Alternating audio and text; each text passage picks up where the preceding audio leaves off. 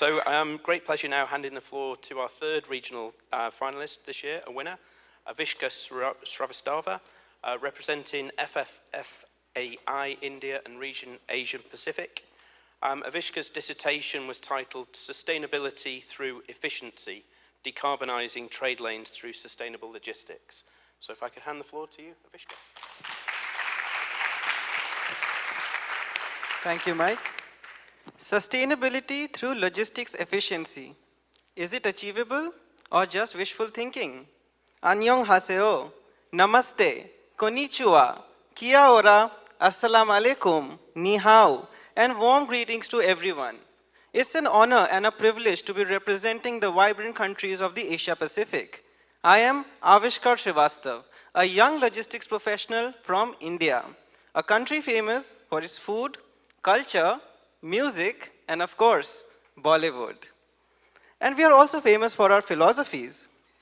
One of them is Vasudhaiv Kutumbakam, which translates to the world is a family. If you think about it, the logistics fraternity is one big family, right? We come from different parts of the world to wonderful conventions such as this, and we interact with each other, get to know each other's stories, and we try to find ways for mutual growth. This spirit of collaboration has been the essence of my dissertation. My dissertation has talked about two case studies, an export and an import, where logistics players from across the board joined hands and collaborated to transform the hinterland city of Eastern India called Durgapur. So let's begin. Here is a picture of a typical export land movement from India to Bangladesh. Trucks arrive at the border and due to infrastructure congestions, they remain stuck for weeks and months on end. Think of the poor Indian truck drivers who stay stranded away from their families for long periods of time due to the infrastructure bottlenecks. During the pandemic, the land borders came to a close indefinitely. Our neighbors did not even have the essential commodities. There was a state of panic. Could the logistics industry just wait for the pandemic to end and for the land borders to open up? No. The world depends on logistics professionals, and we had to come together to find new ways to collaborate. The result? During the COVID pandemic, we had the first ever multimodal rake shipment from Durgapur to Bangladesh. Now think about it, the first ever shipment during times of a pandemic. Of course, there were challenges. The rail terminal at the destination did not have the infrastructure to handle general purpose containers. So, in short notice, side open containers had to be arranged for this shipment. The agricultural products were moving to Bangladesh, and yet, due to labor shortages, the rice mills were under severe pressure because they had to load a sufficient amount of cargo in a very short period of time.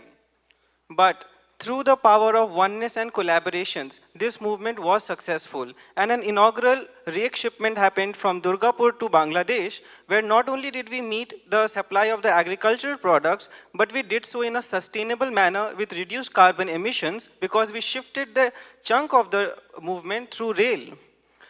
I would say this happened because the logistics industry during the pandemic moved from a circle of concern to a circle of influence.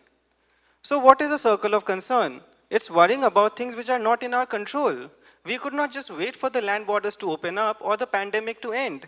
We went inside our circle of influence, which means we focused on things we could actually change, like analyzing the existing trade lanes and actively interacting with stakeholders. And this is a result why this export movement was successful during the crisis.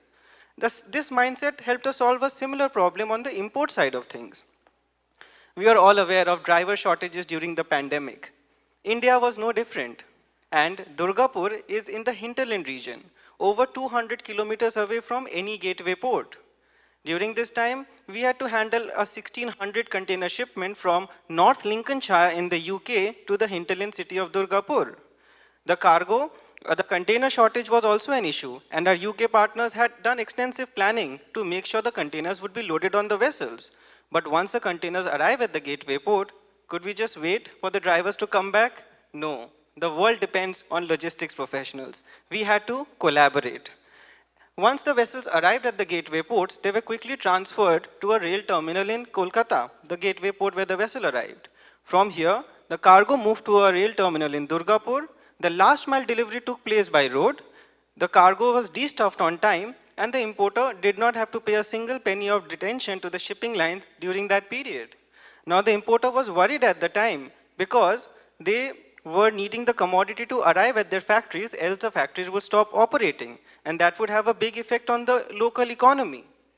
However, they were pleased to see the resilient logistics partners because when the world needed logistics, we stepped up. We made sure that the cargo arrives in the hinterland, we are able to de-stuff the cargo, and we are able to deliver the cargo, the empty containers back to stop the detention charges. Sustainability through efficiency. Yes, it is achievable. In these two case studies, we saw the Indian customs, the Bangladeshi customs, the UK customs, the custom broker fraternity, freight forwarders, container rail operators, and road transporters all came together with a spirit of collaboration and a spirit of oneness to make a positive contribution to not just solve a crisis, but to positively contribute to the UN sustainable goals with the spirit of Vasudhaiv Kutumbakam. So it's only fair, since I talked about collaborations and family, that I end with a small glimpse of my family. This is a picture of me and my father at the 2018 FIATA World Congress in New Delhi. I was just a beginner that time starting into the logistics industry. If someone told me that time, 4 years later, I would be representing region Asia Pacific, I would have never believed it.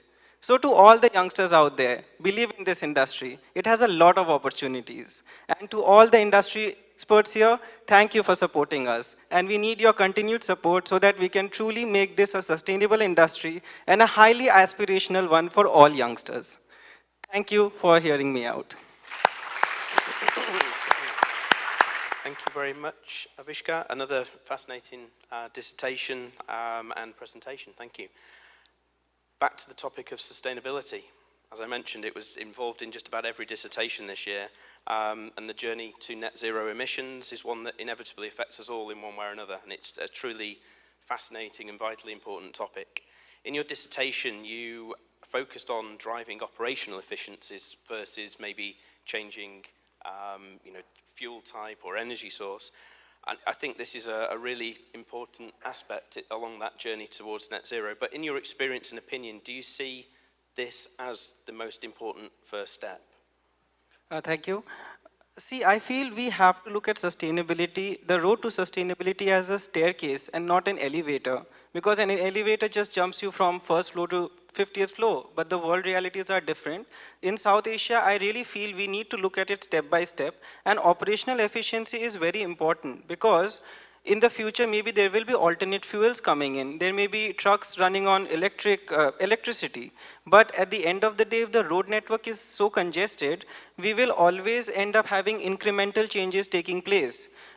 First, we have to understand, are we utilizing our infrastructure in an efficient manner or not? And if we are not, what are the ways we can first work upon that? So that when new technologies come in, the growth and the changes will be more transformational in nature rather than incremental. So I do believe, yes, that operational efficiencies is the first important starting point for all of us. Thank you. Thank you. I'd like to open the floor to questions now to any of our 4 regional finalists, if there are any questions before we wrap up. Joseph? The last presenter touched on a very, very important item, the public image that is there for the industry. It's not very good. We are very well known for the wrong reasons. Apart from the dissertation that you presented to us or that you did, do you have any other suggestions of how we can improve the image of the freight forwarding and logistics industry to the public? Because our image at the moment, I agree with you that it's not correct and we need to correct it. That's a very important question for all of us. I personally feel it starts from us as well. Because as logistics professionals, when we are interacting with each other or when we interact with people from other industries, we are often the ones who also mention that logistics has X problem, Y problem, and Z problem. But as Max mentioned, a lot of things we do is right as well. But often when we are discussing about the industry, we are also focusing on points which are the negative aspect as well. And in my opinion, what we can do is, in a collective basis, also point out how logistics is solving these complex world problems as well. To make it a high prestige industry needs a collective effort from all of us. Even when situations go bad, we need to also understand who the logistics partner was, what was the issues from his side, and not jump on conclusions that, yeah, suppose, where sometimes it happens that, yeah, if that company did a mistake, I can do it better. But no, maybe there were some genuine problems, and if we also will try our best, but it's not like the logistics person is bad. There can be some unforeseen situations. So collectively, if we start focusing on the positive aspects of the industry, I think that will start reflecting on the other areas as well. Thank you. Thank you very, very much for your preparations and participation in this session, and indeed attending the FIATA World Congress this week. It's greatly appreciated on behalf of everybody. It truly is encouraging to see the next generation represented at FIATA in this way, in these YLP days, and many congratulations to you all on being selected as regional winners through the competition. We wish you all the most fantastic success in your career as you move forward from this event. And I've absolutely no doubt that you will all have great success in whichever route that you take through the logistics industry. That sadly brings us to the end of the session this afternoon and the end of the YLP day. Thank you very, very much for everybody who's joined and attended the sessions through the day. Again, we really genuinely hope that you had a really great day, an insightful day, and that you all take something home and continue to embrace this industry that we currently work in. Thank you.